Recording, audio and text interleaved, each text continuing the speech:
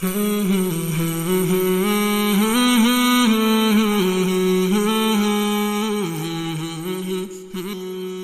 بخاری حدیث نمبر 26۔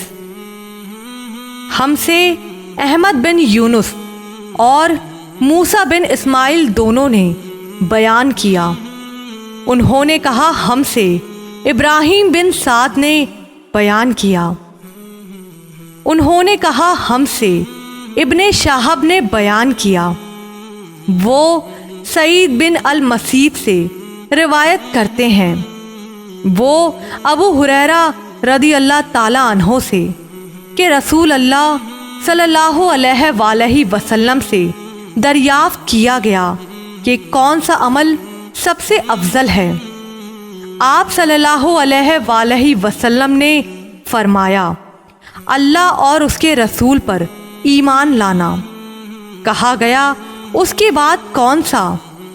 آپ صلی اللہ علیہ وآلہ وسلم نے فرمایا کہ اللہ کی راہ میں جہاد کرنا۔ کہا گیا پھر کیا ہے؟ آپ صلی اللہ علیہ وآلہ وسلم نے فرمایا حج مبرور۔